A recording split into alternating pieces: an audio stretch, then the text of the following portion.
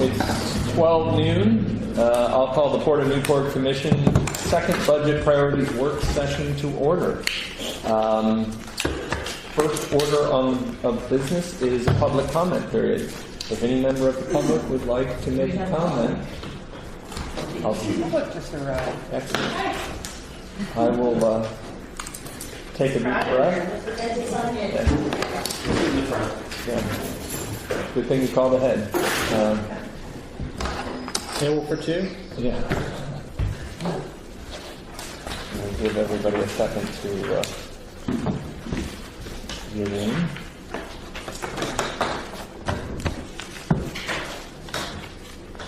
We are just starting our meeting. If anyone would like to make public comment at this point, you're welcome to, or you'll have another opportunity at the end of the meeting as well. Anyone like to make an initial public comment? I have a question, so I was going to just give a report of the Commercial Fishing Users Committee recommendations for the budget meeting, right? Yeah, this is our second budget priority. Were you expecting that? Because I wasn't expecting you to come here, but then I wasn't sure if so I wanted that or not. I have a summary of what was talked about in the meeting that I was going to include in the discussion. Okay. Is that in the packet? No. It was just a summary that Karen just jotted down for me this morning out of the, just listen to the meeting. Okay. So I guess I will have a public comment and then we have other stuff to do. So I'll just introduce, this is Lee Habiger. She's the Executive Director of America's Seafood Harvesters from Washington, D.C. So I was just taking her around Newport today. I'm Heather Mann, Midwater Trawlers Cooperative. And when you do talk about the Commercial Fishing Users Group, we had a pretty good conversation. I encourage people to listen to what's available online and listen to that discussion if you weren't there. People were pretty favorable about raising rates. I have talked to a few people today that have a little bit of concern about a 68% increase at the terminal and that tipping point where people start saying, I'm just going to go try to tie up before Dock 5. So we just wanted to make people aware of that and maybe think a little bit about off-season and on-season. You know, peak season, keeping the rate higher, and in the off-season, maybe reducing it somewhat. But I've come before you many times saying that the folks that use the terminal are willing to pay more. MTC members are willing to pay more and pay our fair share. So, you know, I'm not backing away from that. I'm just saying that there are some vessels that have said to me today, well, you know, I might look for a spot at Port Dock 5 if you price me out at the terminal. Not very many of them can do that because they're too big, but some might, and they might try to side tie or do whatever, and then you might have a problem. I think even yesterday there were boats, Port Dock 5 boats side tied, right? So I'll just pass that along and then probably just keep. That's all I had. Great. Is that helpful? it is. Okay. Thank you. Right. Can I ask a question? Or no?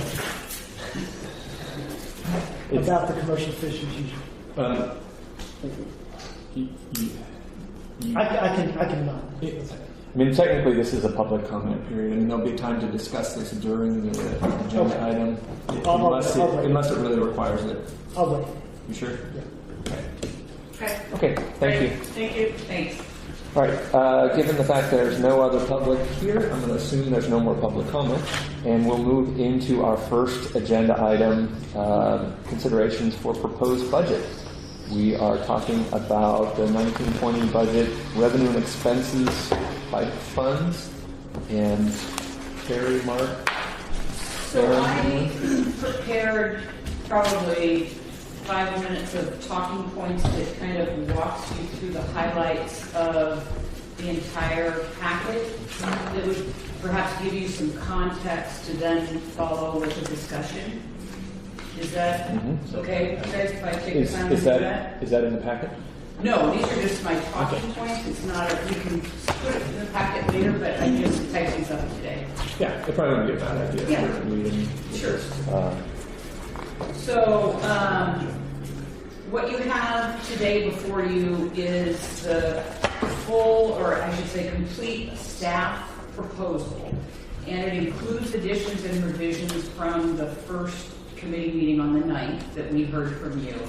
And the desired outcome for the staff today is really to have a clear understanding about your budget priorities and direction on rates. Those are the two sort of key things we're looking for. So to talk a little bit about revenue, or as we call it in the budget, resources, the port, if you see at the top of page 3 in your packet, the port's expected to start the fiscal year with a beginning fund balance of $2,250,000. Projected operating revenues, which incorporates the current rate proposal that's in your packet, that projected operating revenues is $4,387,000. About in the middle of page 4, you'll see that number, $4,387,000. We have budgeted in a couple different locations grant revenues. So in the capital fund, you see the $1.2 million that we have requested from the Economic Development Administration. And good news, Aaron just received an email today that it made the first level of it meets their requirements, so we didn't get kicked out yet, so that's a good thing. And then if you look at the general operating fund, we have revenue of grants budgeted at $456,300, which includes a $250,000 state grant that we will apply for Port Doc 5, a $3,500 security grant from special districts, a state Marine Board grant for $800 for our pump out station here in the recreational marina. Hold on a second, Terry. Where?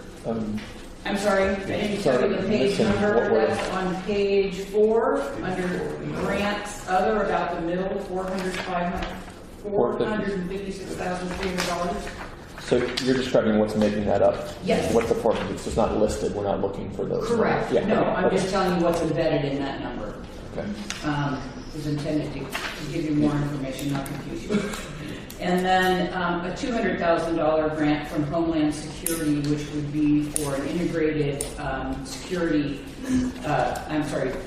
camera system throughout the port. And again, grant funds are budgeted in both revenue and expenses, and obviously they're only expended if we receive the revenues.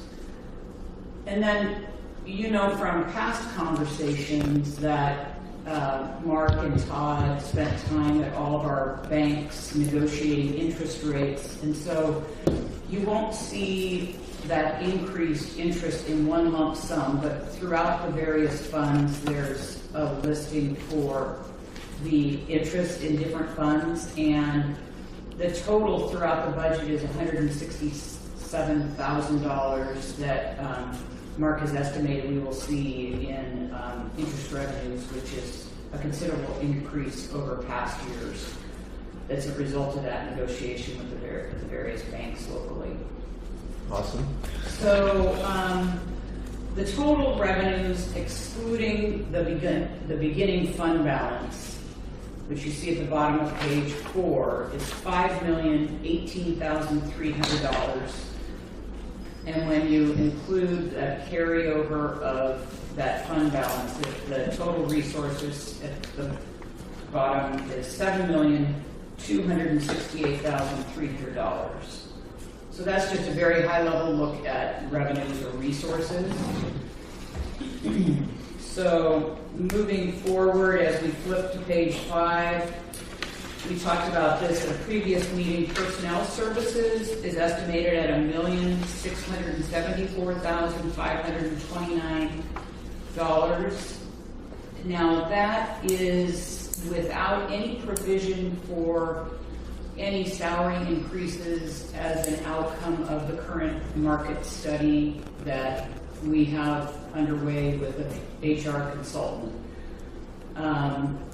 You might want to consider including a lump sum of money in personal services that would facilitate doing some wage increases next fiscal year. I would recommend that you look at doing a phased-in approach over, say, 3 years by different wage categories. The city's on the 3rd year of doing a phase-in of wage increases, and I think we could probably talk to their HR director about what philosophy or sort of theory they use to determine how to do that. And so there is a precedent here locally that phasing can, that kind of salary changes in over 3 years. And I've done it in other organizations. It's very effective. So to that end, before we move on, I think this really is an important component. I think we're going to see some equitability issues in some of our staff that we're going to need to deal with, especially as there's retirements of people moving on. We clearly know it's an issue. We don't know exactly how much it is, but I think what you're asking us, Terry, is what's the comfort level, or do we have an estimate of what to include in this section as an expense to anticipate in the next fiscal year those increases, essentially to protect ourselves a little bit. And I think it's a smart idea as well. Do you have a rough idea on the amount? My gut tells me 50,000 would be in the ballpark. It's just hard. Part of the challenge is once the market study comes back, you'll see where you have the greatest disparity. And that would obviously be the employment groups you would want to bring up to market first. And so it really depends sort of if it's the higher paid or the lower paid based on how much. And it would be an amount you could put in, and that could help you potentially make some of those decisions. So, obviously you don't have to spend all of it, but I think 50,000 would give you a nice chunk in there. And is training also included in this? No, training is in materials and services. Okay. So, how does before we move on here, what are people's thoughts on the idea of adding a dedicated amount of money here to anticipate some changes? Walter? Personally, I think that's, if we're looking at a phase increase of potentially $150,000 over the next 3 years or more, then I think we need to look at contracting some of those services out. And like I said before about being behind the ball, I don't know if we can catch up and what it's going to cost us. So I think that needs to be an option. We don't have to do it, but it should be an option to look into. But do you think? I mean, we can't outsource everything. No. We would need to make the highest increases in the next 3 years, whether that be equipment operators, whatever, and just make an informed decision on that. But as far as But for the now, I think I was going to say 75, but I think 50 would be fine. Just put it in there preliminary, but then also when we get that HR analysis, that we make a hard decision about what the revenue increases from bumping those people up would be to keeping it at a flat rate if we were to contract some of those services out. Yeah. I agree with Walter. Looking at different options, exploring different options, see where we can gain efficiency is good. It never hurts to explore options and look at pros and cons. May throw another one in on that, and I know there may be a reason we can't do this, so I'm kind of speaking out of ignorance here, but when you look at health insurance, $234,000. If you have young, healthy people who can get insurance elsewhere and make more money, I think somebody might even mention this, make more money on the wages, but not get the health insurance, and maybe be a win for the employee and a win for the port. Or is there a way to explore options? Is that something an HR person could help us with? Yeah, there is a way to do that. They have to demonstrate that they are covered elsewhere, and oftentimes they receive obviously not the same amount of cash back that would close the gap if they receive like $100 something or other bonus kind of pay. Yeah, that's possible. Yeah, we could put that on the list for HR folks to look at. Yeah. That'd be a good idea. Because ultimately, it's kind of to Walter's point too, it's not that we're trying to save money and squirrel it away somewhere else, it's investing even more money into the employees that we have. Right. Yeah. But in general, supportive of the idea of a dedicated sort of amount right now to invest in our budget planning process for this effort? I think so. And ultimately, it'd be up to Paul and Miranda to take a look at it and come back with recommendations once the work's done to look at where we're at. Yeah, but in terms of us allocating and directing the support staff to include an amount to anticipate some equitability in salaries is what we're talking about into this current budget. Yes, with the anticipation that it would Yeah, well- come back to the commission, how that would look. Yeah. Jim? I support it as a place saver. Somewhere between 50 and 75 seems like a fair stab at it right now. I think maybe jumping the gun a little bit here, but page 6 we have training and education decreasing, and I'm thinking, specifically thinking of crane operators and getting some more training on that front. But there's other areas that need training that could be compensated higher throughout the year as we build those skill sets up. So I'm supportive of the idea, I guess, the answer you're looking for. Sure. But, Sarah? When do we get the HR report? It will be probably right about the time the budget needs to be approved. So it won't be in time for you to have a formed sort of discussion about your options, because that alone can take some time. Well, it's not to say that we might not exceed 50 grand if the HR comes back and says, you guys are crazy, or we have a bigger discussion about outsourcing or whatever we might want to do. Right. This is just about anticipating a need that I think we're fairly sure we're going to need. It may not cover it all, but it's just a question of making that prioritization is what we're talking about right now.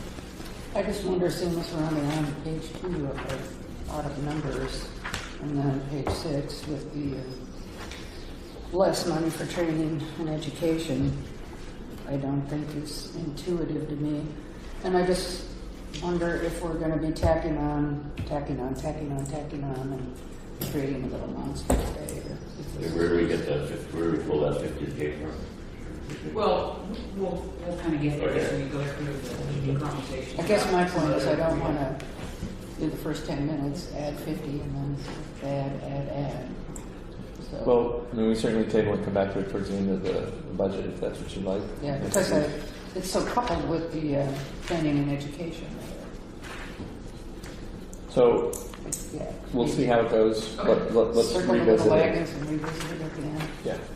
Well, in Otherwise, I feel very much that we need to plan that we know that the Cardinal Services is embarrassed to even advertise for the port because their wages are so low, so. Well, that's been remedied. That's history. Good. We fixed that with them, so they're not embarrassed on our behalf.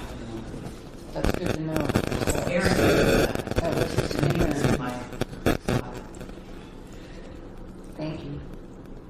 All right, so we'll come back to that. Okay, I'll just continue on. I'm almost done. So on pages 6 and 7, materials and services currently is projected at a 43% increase over the current fiscal year at $2,398,710. So just to note that $450,000 of that is grant expenses that I just talked to you about that only are expended when those grants are received. So that is sort of an artificial inflation number there. And then there's $95,000 in contracted professional services on page 6, the top half of the page. And I plugged those in. Those are new dollars. I plugged in a communications consultant, so if working with Angela and ends up being a value that you want to continue, there's money there for that. There's money for a grant writer. We desperately need to contract with someone to help us with grants. There's some money in there for a project management person to help us with the mitigation plan. And there's a sizable chunk for someone to come in and scope out an enterprise resource program, which is this overall integrated program for all of our revenues and expenses, so the systems would talk to themselves, so that we don't have manual systems and 3 different kinds of software that don't talk to each other, and so we do a lot of excruciatingly time-consuming work trying to generate reports. Obviously, that's a very expensive project overall, but having a professional come in and document our current business systems and walk through and fully understand that with staff and understand what our goals are in terms of where we'd like to be someday with a fully integrated program or set of programs. If we don't start with a good scope, we don't end up with a budget that is comprehensive or a plan to integrate that and train staff. And I've seen those fail and cost hundreds of thousands of dollars on the back end. And so I think investing, and we put $25,000 in there for a consultant to come in and really work for a couple of months to scope that out. So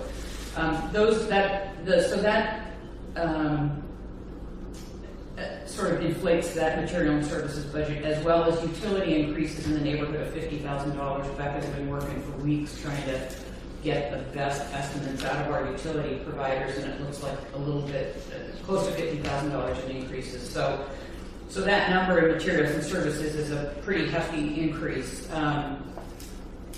And if you took the grants out and the consultant costs out, leaving the utilities in there, it would be only about a 10% increase over this current year's budget. So, not that I'm suggesting we take those out necessarily, but it's just, that's why those numbers looked, or are as high as they are. And Aaron and Mark and I are still working on, and Becca are still working on going through some of these lines to get real clarity on the validity of some of our more specific line item numbers that are a couple levels down than what you're seeing, to make sure we've got the sharpest numbers we can.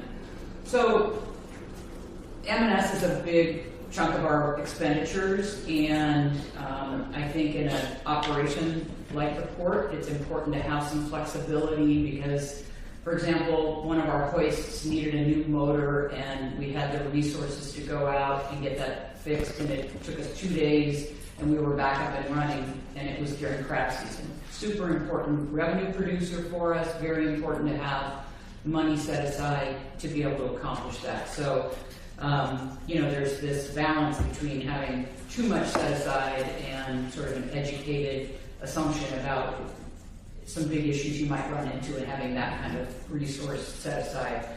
But if you're interested in pursuing some options for reducing materials and services, there are, obviously you could put a cap on the level of overall increase at 5, 7, or 10%, or 15%, or whatever you wanted to say, other than utilities. I sort of feel like utilities, we're at the mercy of our utility providers and any efficiency measures we can take, which we're always trying to implement. But other than that, utilities are what they are. So, there's always the option for the commission to recommend some sort of limit, and within the various departments, Aaron can work with his teams about, how the money sort of shifts around if someone has projects or priorities that need to be funded within that sort of limit.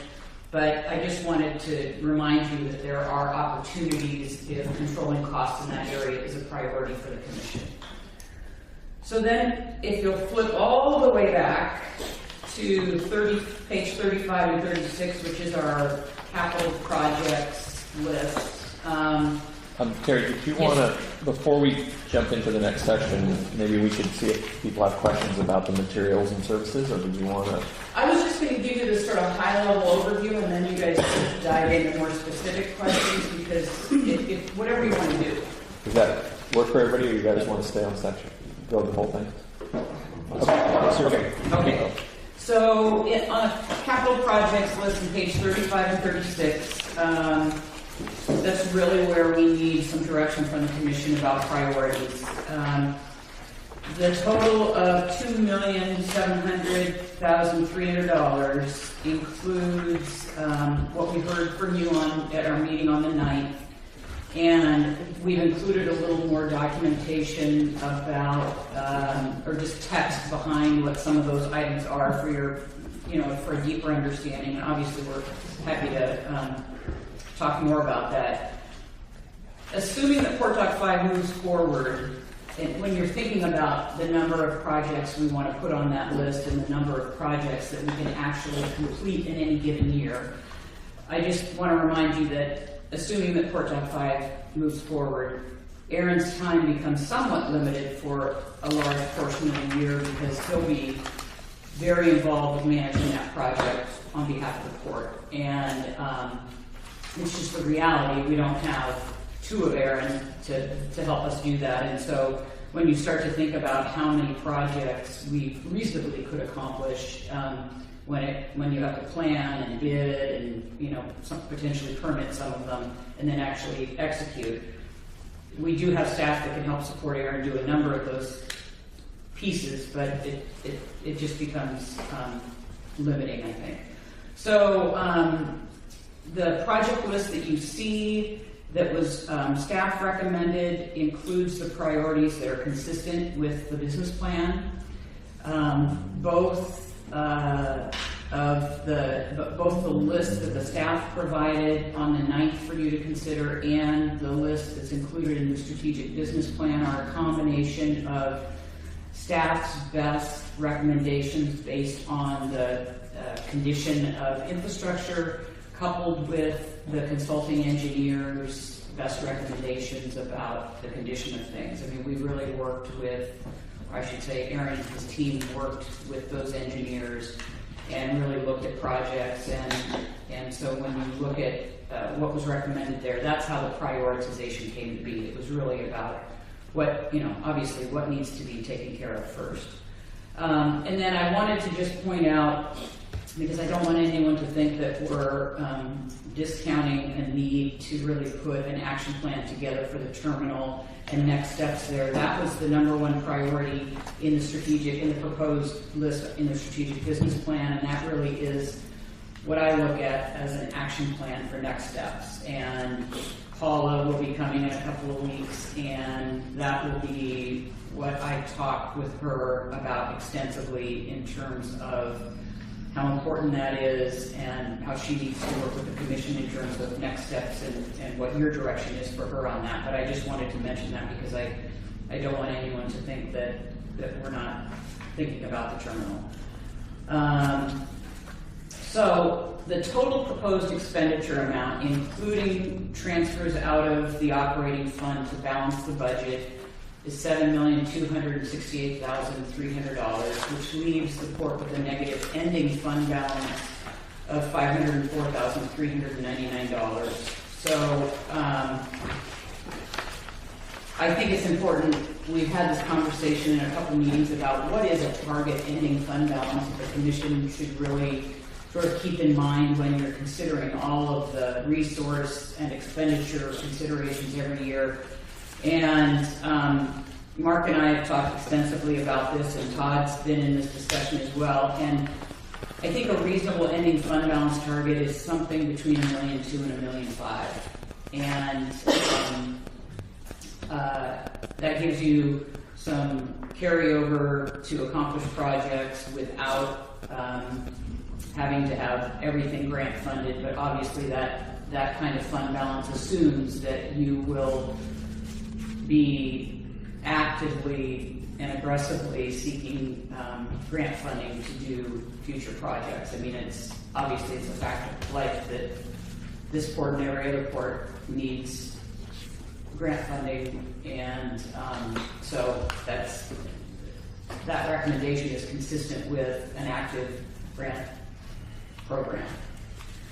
So those were my sort of orientation comments for you, and we have all kinds of documentation and brilliance in the room to answer questions and help you sort of go through any questions or thoughts you might have. Well, where does the commission want to start? I'm not sure where we want to start. Yeah, let Jim start. Well, I mean, I think we're where we want to start within this document, not necessarily amongst commissioners. So, Start from the top, I guess. yeah, you guys want to go back Go over back in that? the beginning. Yeah. Does that work? The only other item I have were the recommendations about the rates that came out of the commercial fishing users group committee meeting last week.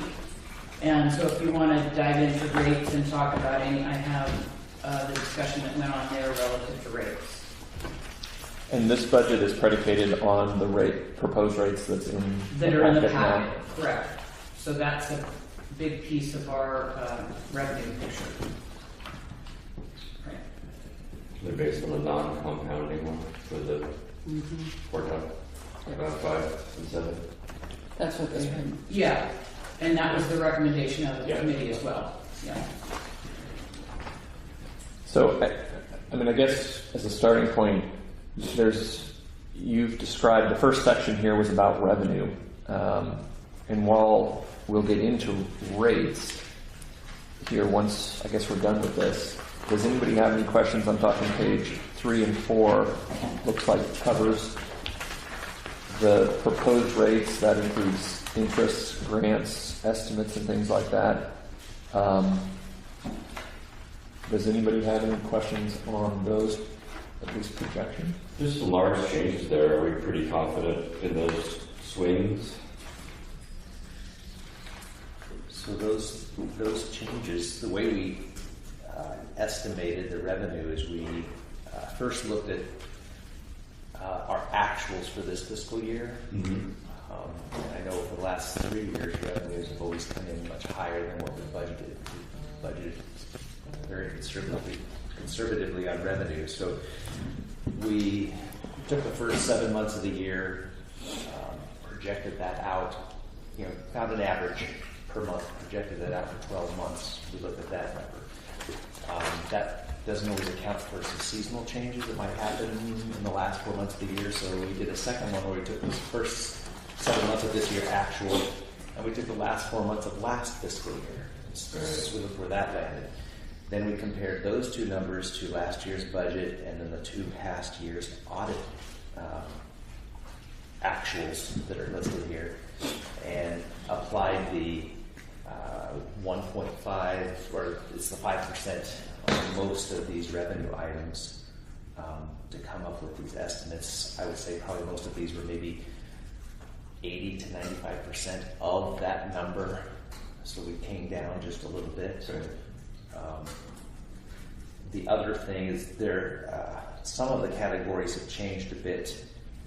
If you look for under particularly NIT, Commercial Marina, South Beach Marina, that services number, lot storage used to be in that figure, and we pulled lot storage down under lot storage and other.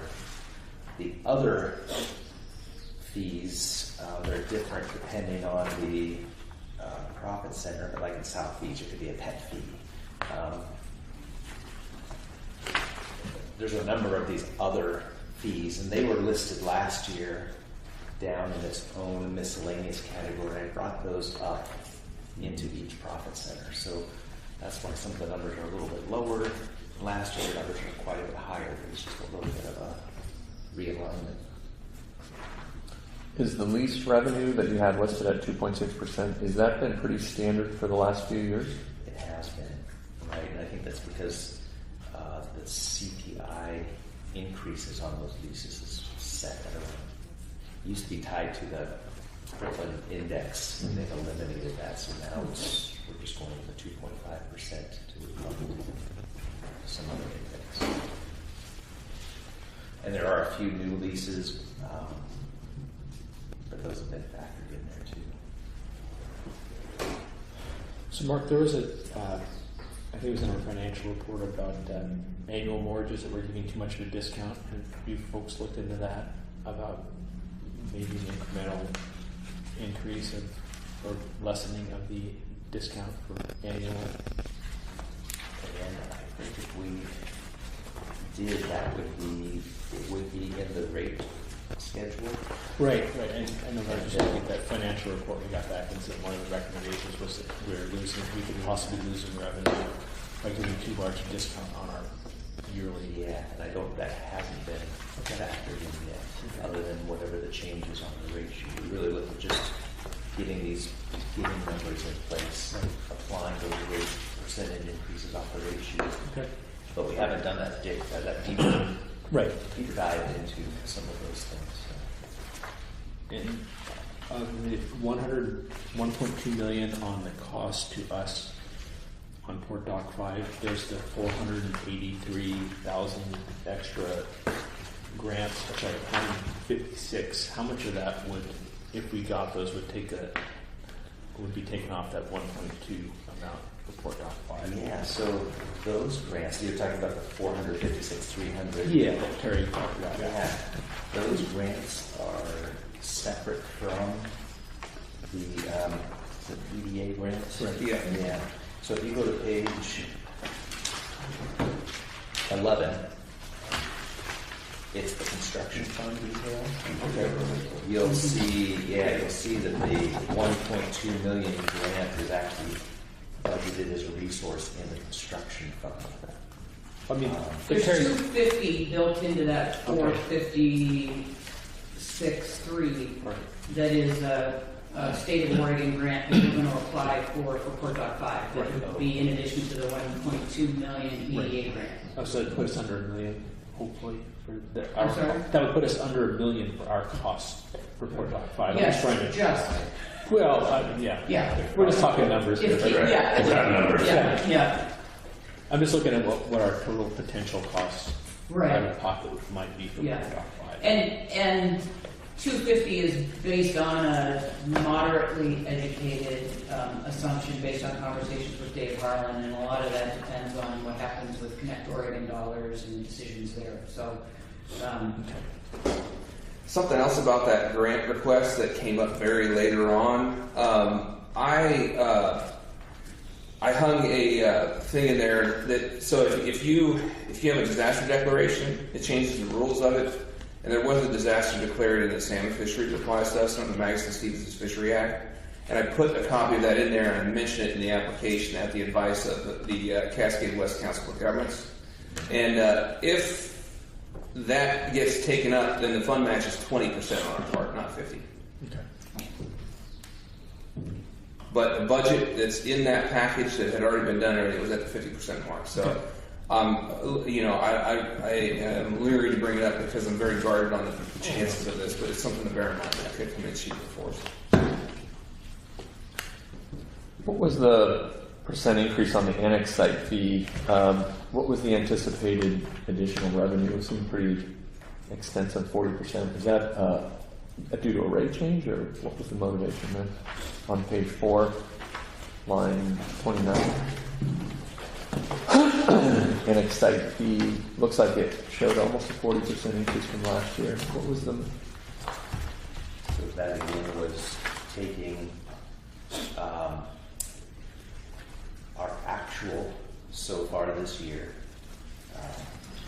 That's what I mentioned. So I guess it's more based on the actual that's happening this year versus what we budgeted last year. Again, So it's getting used more. yes. Is that what you're saying? Right.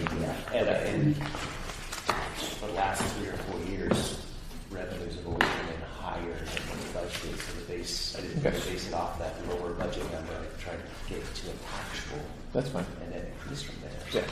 Okay. Do folks have any other questions about the revenue portion that's included in this budget, these revenue estimates at this point? Terry? I might just add that the Commercial Fishing User Group Committee recommended that we make a 15% increase in daily and monthly moorage over last year, and 10% in the semi-annual and annual moorage. And what we have proposed that's in the numbers now is 5.8% on daily and 15.8% on monthly, and they're recommending 15 on each of those. And then we have a 8.6 on semi-annual and 10% on annual, and they're recommending 10% on each of those. So that's just a items that If you want. Well, we'll get to the rates. I know that'll have an impact on revenue. Right, that's the only reason I bring it up. Yeah. So, anybody else revenue portion of this? Any other discussions? We talked a little bit about personnel services, which looks like it's next on page 5. We can certainly move on from there and come back to the proposed idea of putting in a sort of rainy day fund for equitability. If you want to keep, we could postpone that to the I end, so actually, we're done. I don't think I need to know any more than I would, generally speaking, go along with a consensus that 50,000 would be a good thing to put away now. So, yeah, we can, and we'll, again, have another look at this, but in the interest of the port building their budget, I think adding that as a line item, if the commission feels like at this point it's worth adding in, and we'll see what it looks like. I Seems think it'd be a good. good That's thing to call out. consensus. Yep. So I think, Terry, Mark, you have at least that direction to add that into this section. 50? And maybe like as almost as a not to exceed number, and then as we generate a plan that kind of happens over the next 2 years. Yeah, absolutely. That, right? Yeah, absolutely. And it might be the case if we do have lots of changes that, we'll have to, these are fluid numbers. It's monies that's been allocated, 1.6 right now for personnel, and how that meanders through the year is going to change because we don't know all the details. But at least we've got 50K in there that's showing a proactive approach to something that we're thinking is going to be an issue. So. Okay. Any other? Yeah. Is CFO position, is that in here also, or is that to be added? That's in the budget. Okay, just making sure. So I guess just to make it clear in my head, because the paper doesn't have the recommended moorage rates that the commercial fishermen user group. So these numbers on moorage are not including that increase. That's correct. Because that could add up to 50,000. Certainly the additional interest that was discovered pays for that right out of the way too. Yeah, but I thought we already used that We're going to use it a bunch. We're going to keep using a it. few times. All right, I think the next section is materials and services. And Terry or Mark or jump in if I'm missing these sections. These are just what I'm dividing stuff into. Were there specific questions that folks had on professional fees, services? Jim, it sounded like training and education was something you were starting to zero in on, and I kind of had maybe a similar question as to that change. What are the thoughts about increasing that, or was it as high this year? Or? So, yeah, materials or training for this fiscal year was double, or Well, it wasn't used. but it was a large increase over It was a prior very year. large increase, and then it just wasn't used because of time so I brought it down to where we're actually at. So that's more, it's closer to the actual. Yeah. Gotcha. So kind of what Mark's been doing with the other numbers through it. That's good. And that includes training for crane Right. operation. As long as we were. Yeah, we are focused on all those Training things. takes time, and I understand that's why there's small staff that are. And the main thing for me is it's not necessarily the time that it takes for the training; it's running down the training and getting it all set up. I just haven't had the time to. A lot of this grant application sapped a lot of my time this year, as well as have a number of other things that hopefully next year won't consume my time. Although if we undertake Port Dock 5 project and or any other large projects, that's gonna. So it's our ability to execute on that. If we went with that full what we budgeted for last year, it's our ability to actually find the training that we want to do, get it scheduled, get it all set up, and verify that it's the right fit for us. That takes a lot of time to do that. So So you would be the sole project manager for that Port Dock 5. There wouldn't be a. yeah, we would contract. We would be able to contract some of that stuff out. Right, okay. But it's just it's still going to take a Still a long lot. time. Yeah, So. no, I agree. Go ahead. I just wonder about the job description, your job description, and the grant writing, and then hopefully we can get a good grant writer subcontract. Would that take all the burden off of Aaron, or would it just be some of the bigger projects, or is that what Aaron We need to fill that does? director or- of finance position, Right. or we need to fill those duties that are not being addressed Right. by anyone other than Aaron and Mark and Becca and others right now. That's, Aaron's job description is not, Not what, it doesn't represent the work he's doing. It's true. accurately. He's doing much more. yeah. But all three of those individuals, all four of those individuals, I should say, are Them doing- over there? they're doing duties in excess of their job descriptions, but it's our inability to find the right mix for that position right now. The audit and accounting, oh, I'm sorry, Jim, the audit and accounting, does the accounting end take into consideration, like the Todd Kimballs of the world? Yes. Okay. Well, I mean, I- in lieu of, until we get a CFO type position. yeah, we still I need some- am not convinced that we cut that back. I'm not convinced we have enough Todd time in there. That's kind of where I was Yeah. going with it. Yeah, and we're going to issue an RFP soon for a new audit contract, so Audit and we're accounting. assuming what those costs are going to be. Do you have a timeline for the CFO position, or are we going to just let that sit for a month? Or I'm in conversations with Paul. We're Okay. brainstorming about different ways to sort of part that job out, quite frankly. Right. Because I think that may be a solution for us Okay. to approach it a little differently than we've been thinking about it. Okay. Jim?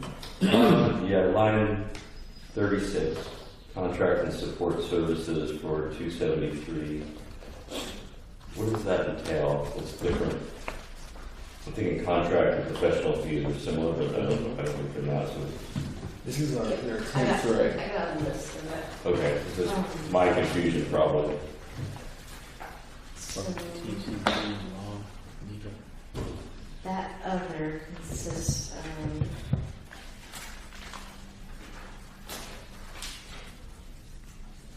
Oh, that's seasonal help in South Beach, both in the office here and grounds maintenance. That's seasonal help. And Contract employees. those are contract employees through Cardinal Services. Is that TCD too? No, TCD is security and facilities. Oh, that's also in the contracted services. That's Those- that total. Is that It's in the total, right? In the subtotal. Right. Okay. But call that- Oh, right, call that right. separately. And then we have squid labor that is balanced with revenue for the terminal, and then there's some dollars in there if we have vacancies in the commercial marina and we need Employees right away. employees, yeah. That was one of the areas that, but the thing of it is, I don't know for each one of those, how much is each one of those? Like, So there's electrical services, engineering and surveying, grounds and parking lots, HVAC, IT services, janitorial, temporary labor. Yeah, sorry. It's I get it. It's Payroll okay. services. Yeah, no, I All trust that it. is one number. Trying to educate myself a little bit. Yeah, there's a lot within that one. Right. Okay. Would that be legal services too? Legal also? No, No, that's up in the professional services. Non-professional service, okay.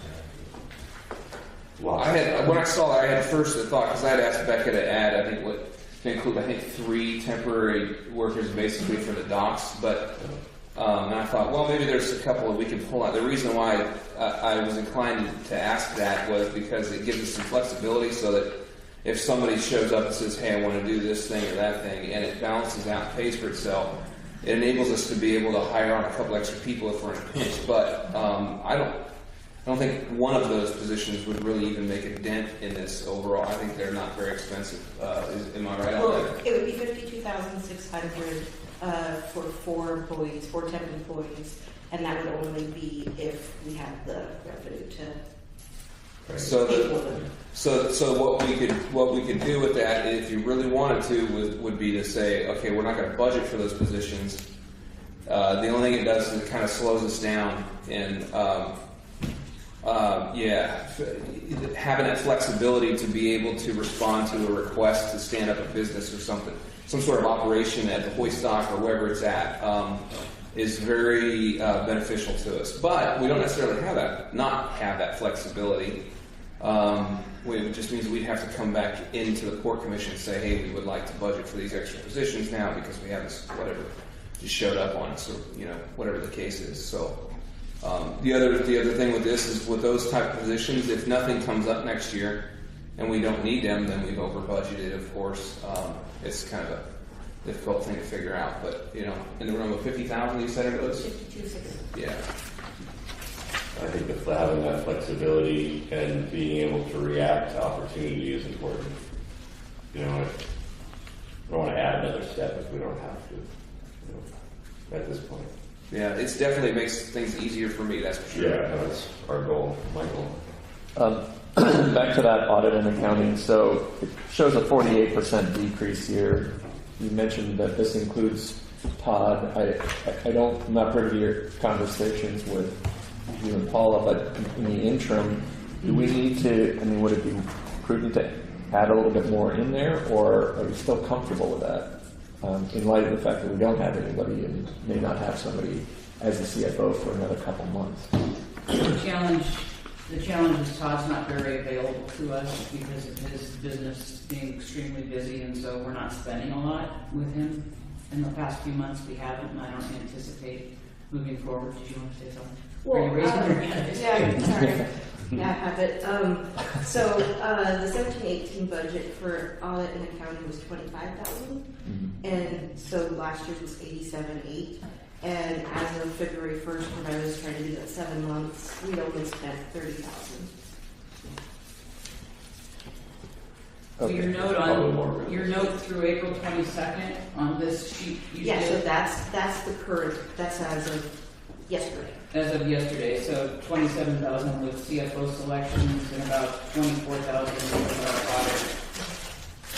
So there's pizza in the oven if anybody's. I'm not sure the bottom's been burned. Yeah, well, you can turn it off if you're worried. It's really low. So, bottom line, So, you're bottom okay line- with 45 in that? Yeah, the issue is if we have spending, we will have spending authority that we can move money around Okay. if we run into a challenge. That's I fine. think we'll be okay. Okay. And I was also planning on having the CFO position when I was doing that. Yeah. Okay. Yeah.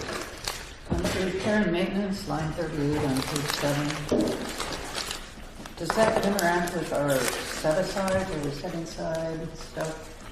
Like the 50,000 that for 3 years is that a maintenance set aside? I thought we had that already. We do, it's in a different account. It's in an unappropriated, It's in facilities maintenance and reserve fund. That's So right. you'll see it That there. has its own sheet.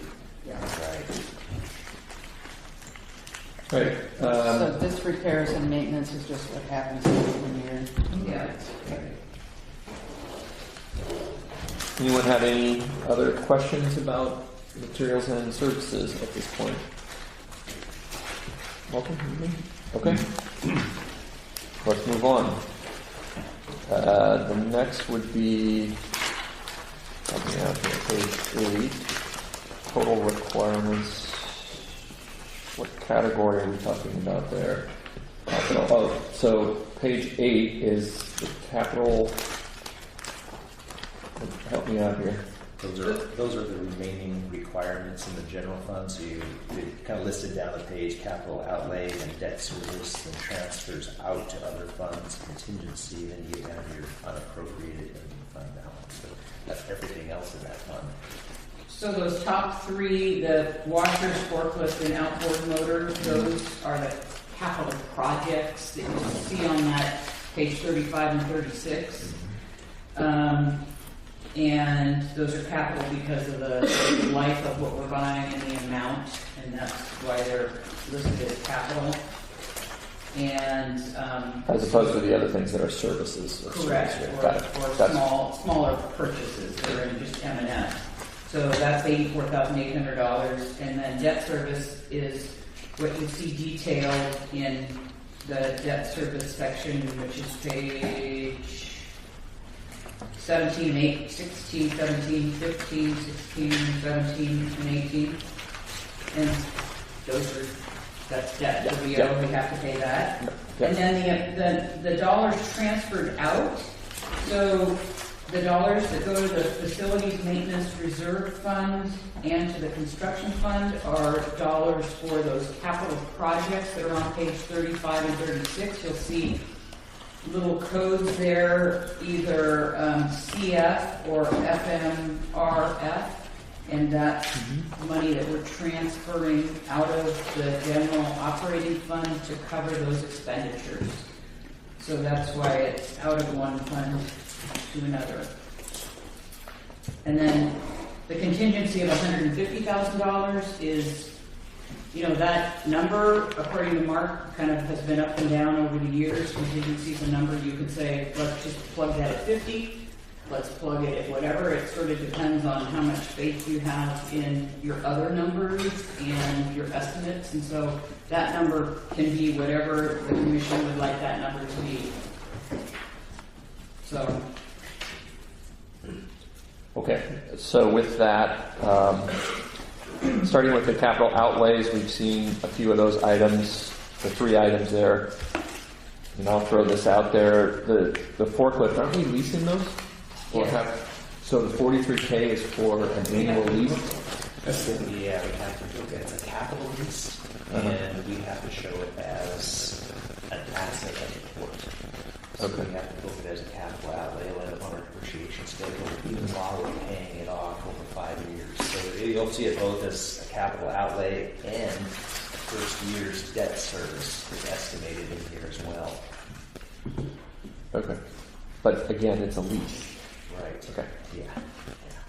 Anybody have any questions on those 3 items? And the expense in year 1 on that is $13,000, for example. That's the actual cash that we pay out, but you have to book it. It doesn't capital, it's accounting. Leases are assets, right? Yeah. All leases. Capital leases, right. Anyone? Thoughts on those 3 items? Any issues? It seems like the next question really to the commission is really about the contingency. Anyone feel strongly about, and I assume that contingency can be used for anything, or is it broadly applied under contingency? Some rules. In general, though. Yeah. In general, it's within the general operating fund. Okay.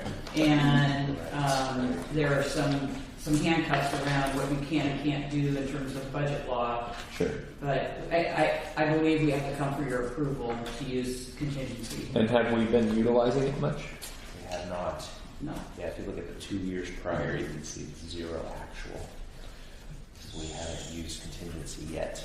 So, anybody thoughts on that? I mean, I'm not saying we walk away from a contingency, but might make things look differently if, say, we allocated $50K of contingency and put $100K back into 50K for the staff and then another 50K there available for something. Seems like it's not getting utilized at all. Why are we? Right. Yeah. Directly to the 50,000 Jeff, I support that. wages. Flexible, I don't.